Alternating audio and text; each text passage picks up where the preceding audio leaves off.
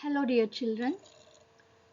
Today we are going to read a story which is prescribed in supplementary reading part, and the title of the lesson or the story is Balai. So in this video we are not going to read the lesson in a detailed manner, but we will read very briefly. So let us read the lesson Balai, which is written by Rabindranath Tagore.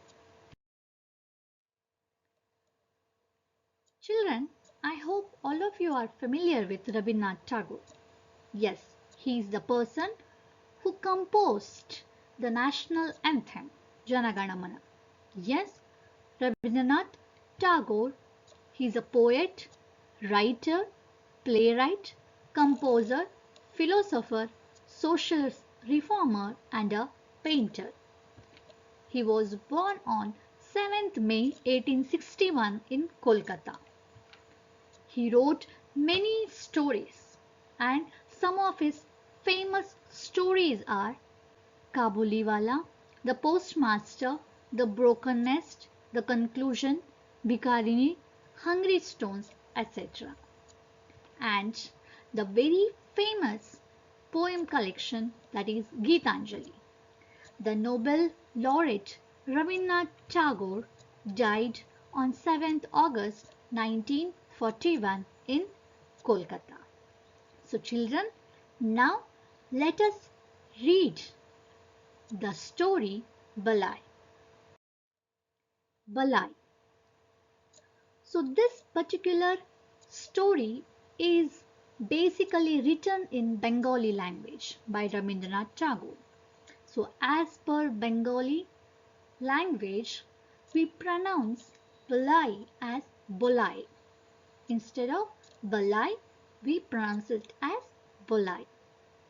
So the narrator or Rabindranath Tagore has this perception, or it is commonly conceived that the characteristics of various animals become manifest in human beings.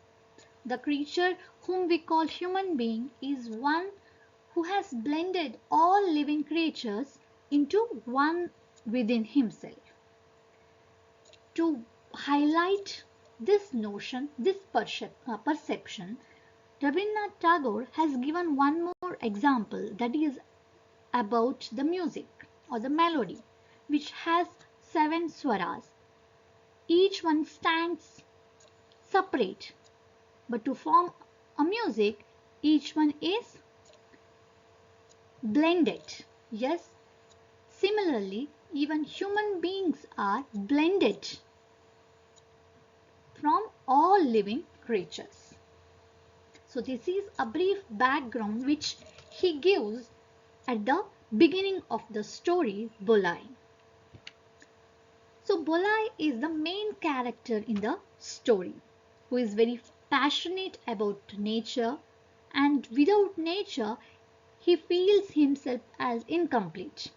So it is the nature which is the source of happiness and sorrow for him.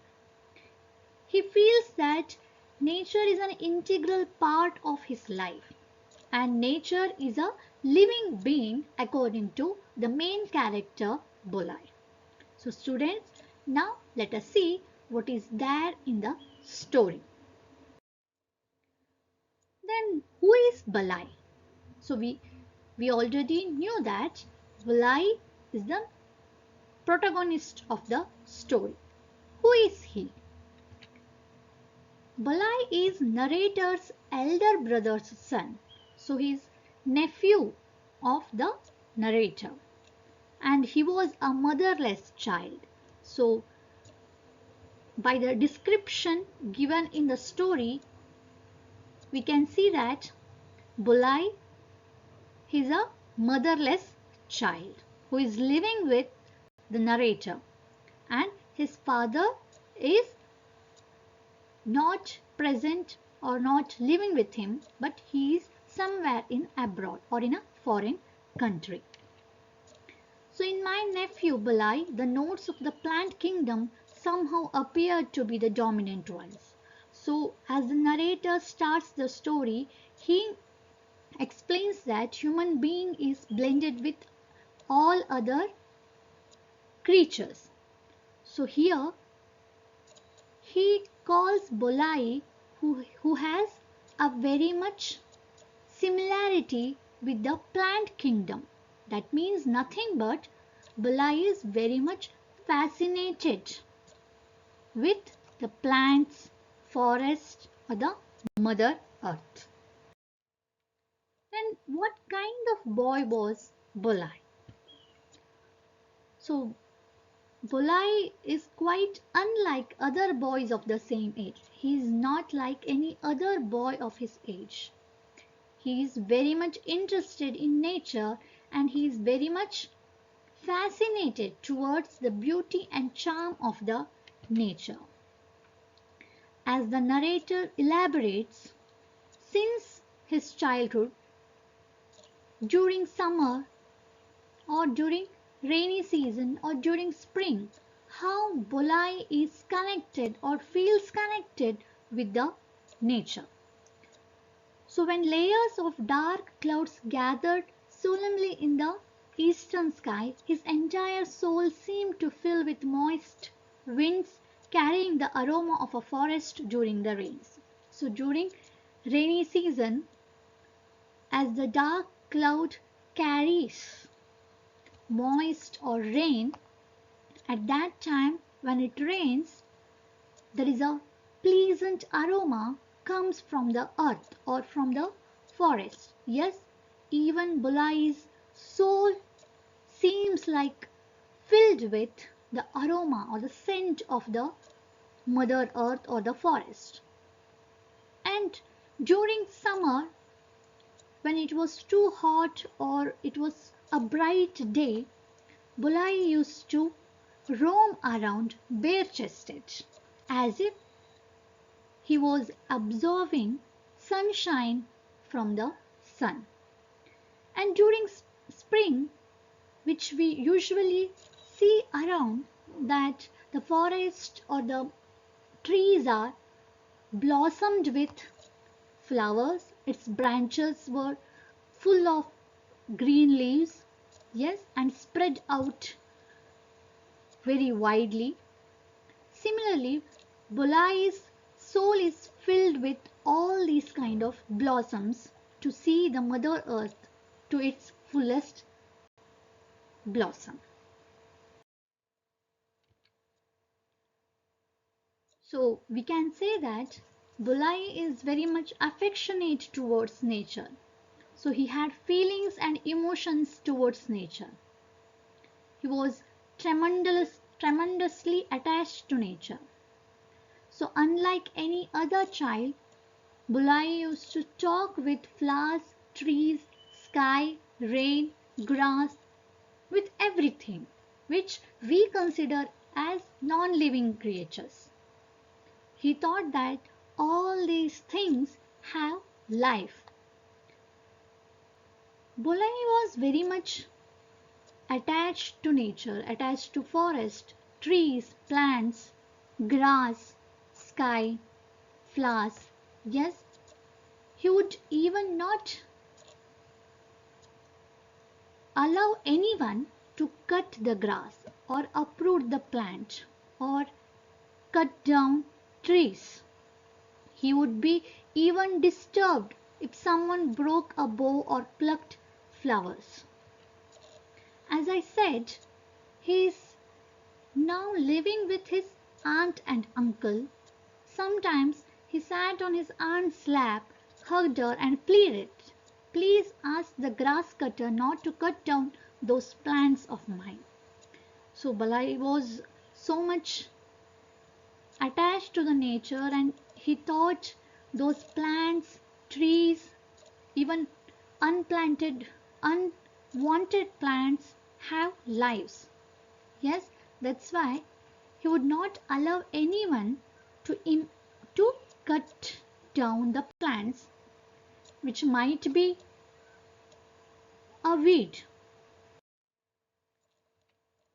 So one morning, what happened when the writer or the narrator of this story was reading the newspaper, Bulai led him to the garden in a very excited manner. He showed him a plant and asked him, Uncle, what kind of plant was that? So the narrator looked at the plant and identified the plant as a silk cotton plant. Burai was very much eager to see a very new plant in his garden, though the silk cotton plant was in the middle of the garden path. Since that day, Bulai watered the plant every morning and evening, and he eagerly kept the track of its growth. As we know that silk cotton plants grow very fast. So because of his continuous watering or to some other reason, it grown very fast. So after some days, Bulai again called out the narrator or his uncle to show the plant. But as soon as the narrator saw the plant, he thought of uprooting it and throw it away. For that, Balai refused and he started crying out and begged his uncle not to uproot it. His uncle or the narrator even tried to console him, saying that he will plant another sapling near the fence which will look nicer. Even for that, Bulai was refused and he begged his uncle not to uproot it. As per his wish, his uncle left the plant as it is, though the silk cotton plant is in the middle of the garden path. So during these days, his father, who was in a abroad, in a foreign country, returned. He came back after 10 years. Till now, Bulai was nurtured by his uncle and aunt. When Bulai's father returned from England, he decided to provide a British style schooling for Bulai. So he took him to Shimla for that. So with the idea of later moving to England. So Bulai with his father went to Shimla for his schooling. So he was studying in Shimla. So 2 years passed. He went away from his uncle and aunt's home. So during these 2 years, his aunt who was very much attached to Bulai because even she doesn't have a child. That's why she was very much attached to Bulai. As if Bulai was very much attached to nature, his aunt was very much attached to Bulai. Bulai saw the plants and forest as if his own children. Bulai's aunt seemed Bulai as if her own child. So during these 2 years, the silk cotton tree grown very big. So the narrator or Bulai's uncle thought that it had outgrown. That's why he wanted to cut it down. And one day he did the same. Bulai as well as his aunt are unaware of this act. So after some days, Bulai, who is studying in Shimla, wrote a letter to his aunt saying that please send me a photograph of that silk cotton tree. Children, we know that his uncle or the narrator had already cut down the silk cotton plant. Both Bulai as well as his aunt are unaware of it. Bulai was planned to leave for England for further studies. So before that, he wanted to visit his uncle and aunt, but he couldn't.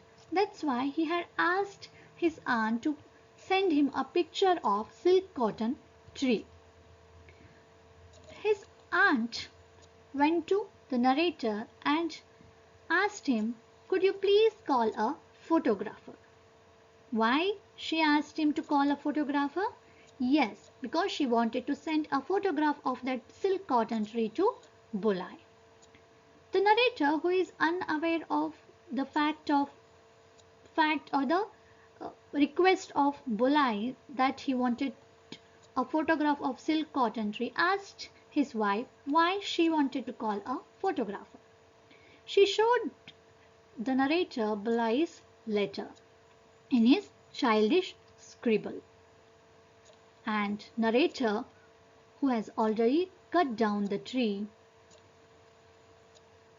told Bulai's aunt that he had cut down the tree. So this is the story Bulai. Dear children, this is a brief summary of the story.